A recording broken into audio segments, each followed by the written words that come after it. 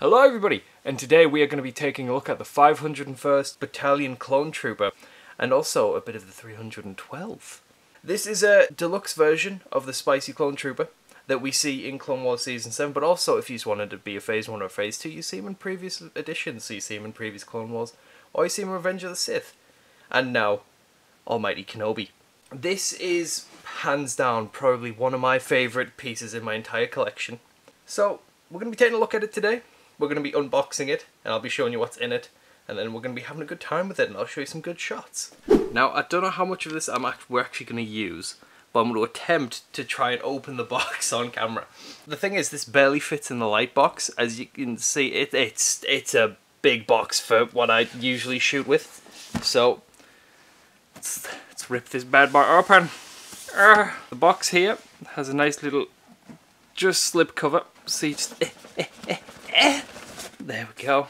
I would talk more about the box itself, but to be fair, there's not much to the actual box. I'll show you the back if you can read it. That's like as good as we're getting. But if we turn it around once we've opened the box, there's a little like slip cover. And this is our little boy. It's funny, this thing is so big it doesn't fit in the box. Like, I'll have to put it all the way at the back to get a good view. There we go. See, it still doesn't even fit all the way.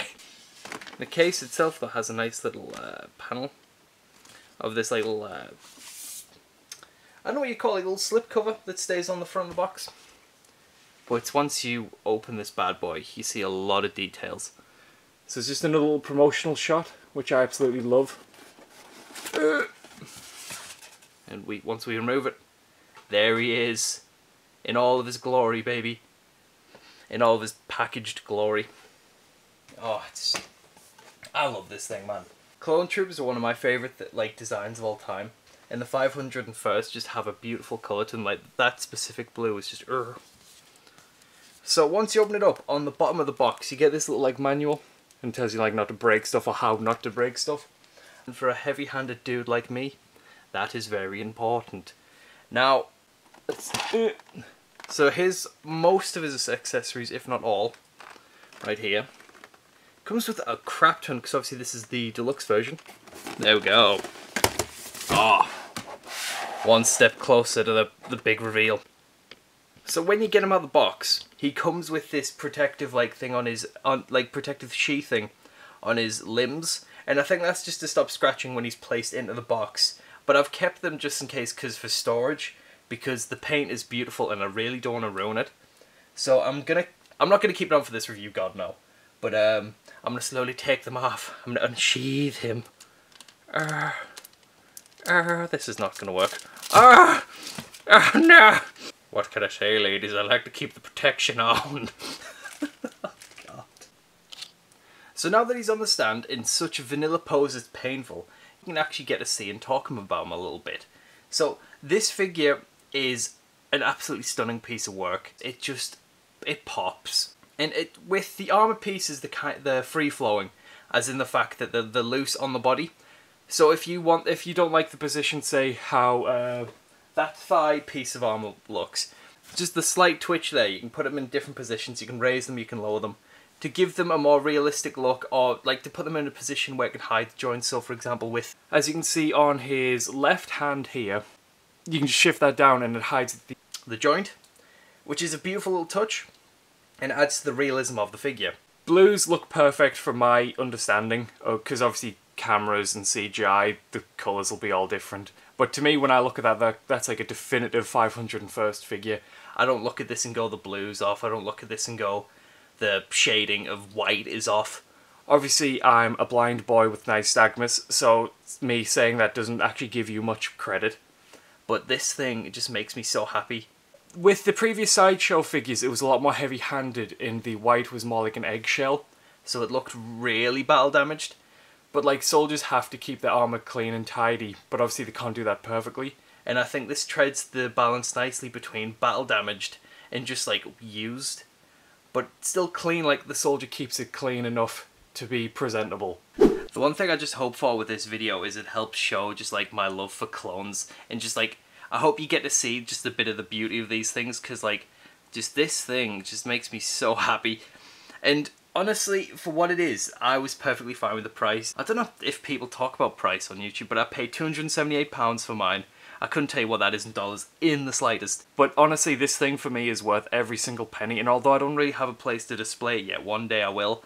And I'm so gonna get more when I have the money for it, because Christ almighty, this is one of my favourite things, man. So in Season 7 of the Clone Wars, we are introduced to Ahsoka's 312th Attack Battalion. And these don the face of, out of respect, her face, essentially. They just crafted onto their helmets. This is one of their helmets that was like based on in terms of marketing, and you can see why. So when it first came out, I didn't just like that there was only orange on the face, but the more I look at it, the more just this looks almost like definitive to me. Like, this looks beautiful. And I just cannot help but, like, every time I pose it and every time I take shots of it, I love putting this helmet on, because it fits perfectly. It's very reminiscent of the show, and it has the same, like, amount of detail as the show, but it's put with the realistic style, which I know some people have complaints with, but I love this look. The Clone Wars melded with the actual live-action look of the 501st, I think is a beautiful idea. And just this orange really pops on the figure. And anytime I do shots with it, it just looks really nice. No matter what colour correction I use, no matter what backgrounds I use, just it pops really nice with this camera. Mwah. Although my favourite helmet is the Phase 1, this is probably the worst thing about the figure. The oversized Phase 1 helmet, but also it's really hard to put on. It feels like you're breaking the figure every time you try and place it on. Which brings me to actually the replacement of accessories and the replacement of like the helmets. It's actually not as bad as I thought it would be to like snap off one head and put on the other. Because for years I've been watching videos about hot toys and talk about how fragile they are, and how it even comes with like spare parts just in case you break them. And for me that was a massive worry, because I'm spending so much money and I was scared that it would like, I'd break it immediately. And so far, one, I haven't broken just yet. But also, this one feels perfectly made, and although it feels lighter than what you'd expect for it to look like, it doesn't feel like I'm going to break it anytime soon.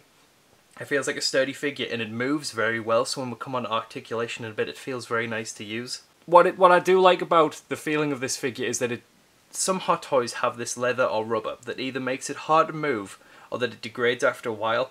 The undersuit of this figure is made of a fabric, which is really nice because it's not going to break after a while. It's got like elastic in the fabric, so it's not going to tense the joints, it's not going to mess with the joints.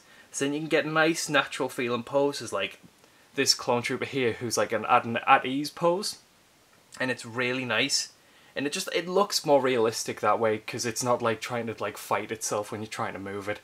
So it's quite a fun figure to use compared to, like, say, I've got a Hot Toys Batman Begins, and his suit is all rubber, and that is a genuine pain to use. Another point I want to bring up as well is that I haven't changed his hands at all, but because of the material that they've used like a really soft rubber. It's that I can use them as a trigger finger hand. It doesn't look perfect, because obviously it's like a slight grip hand, but as I haven't changed the hands just because I haven't really got much time today, I can just do that quite easy, and it's really nice, and it's a collector friendly and like a poser friendly figure.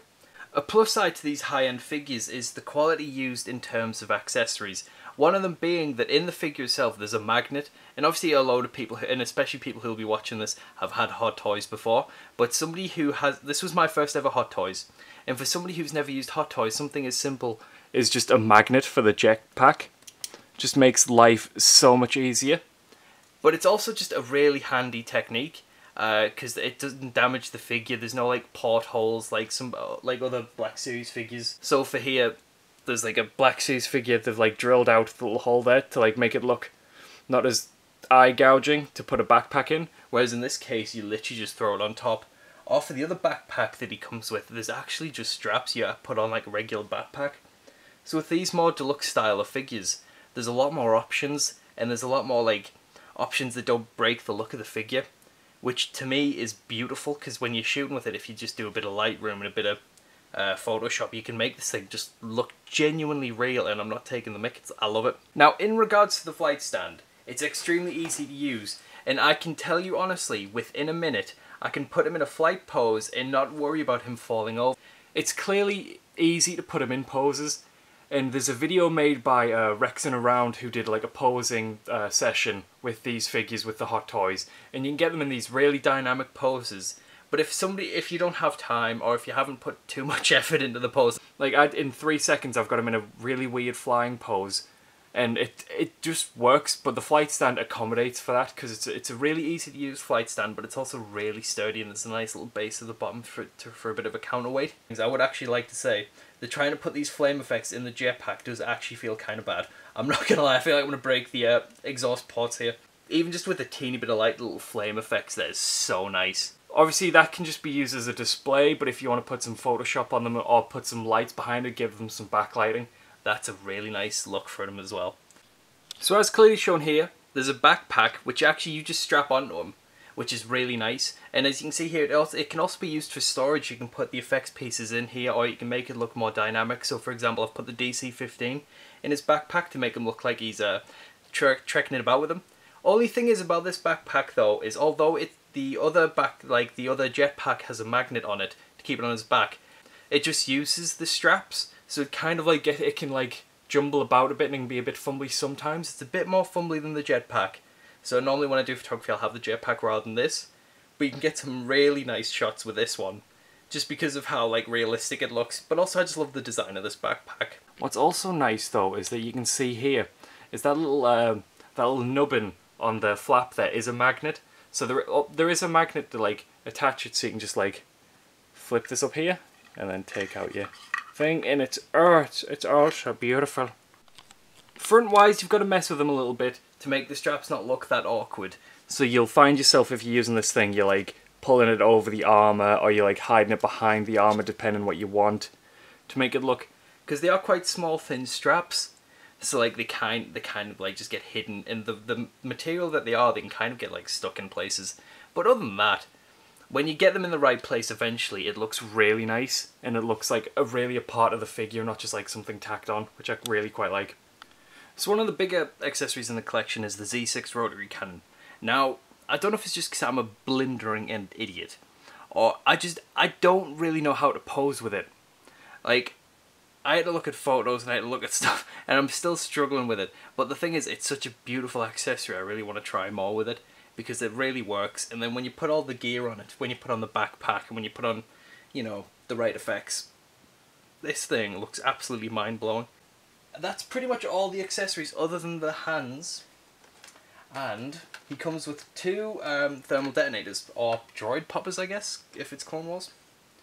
Now I don't know if these are going to even show up on camera. So, the first one is a full-size one.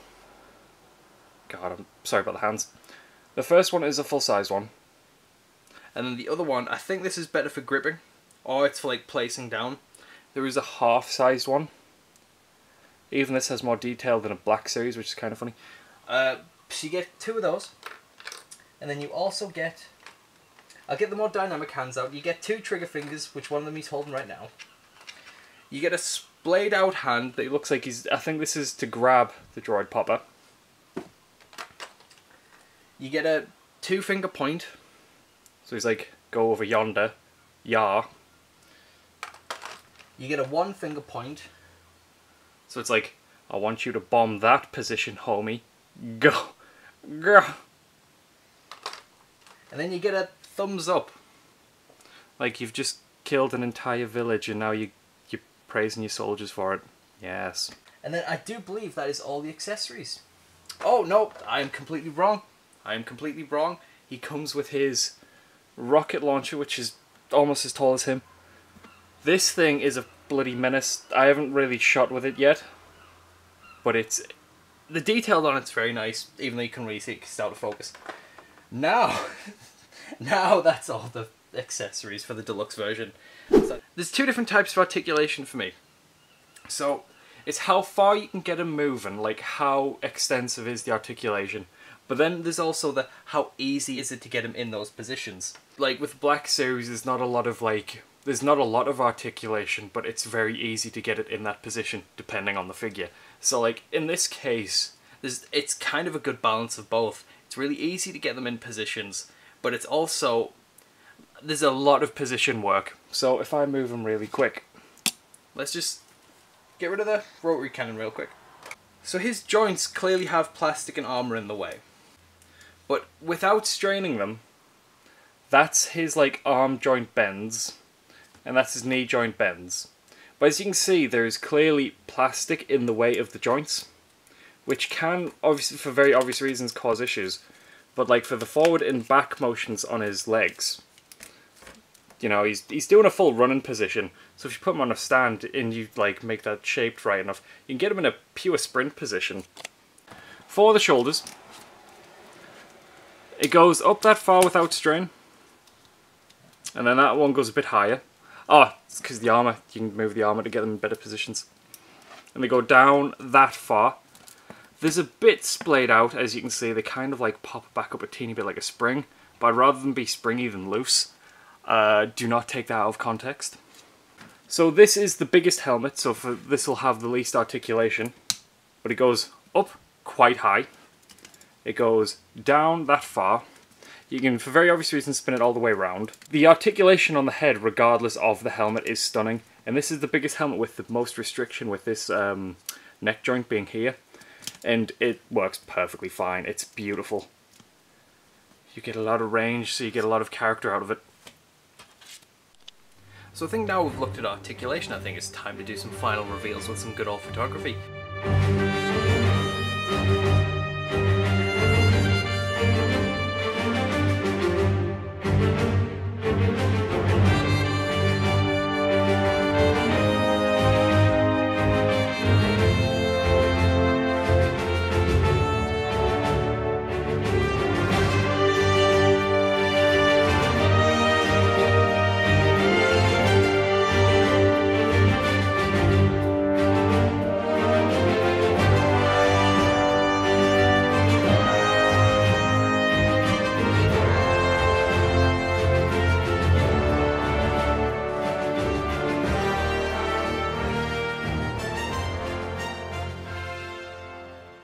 If you've liked this video, remember to give it a like, give it a subscribe if you like me.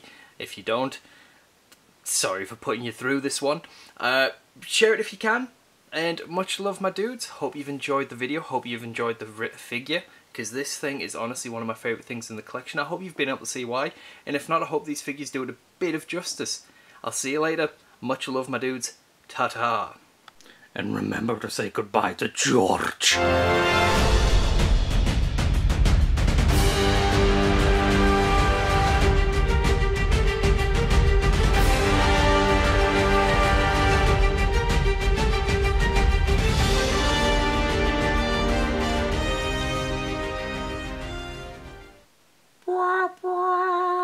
Dick reveal.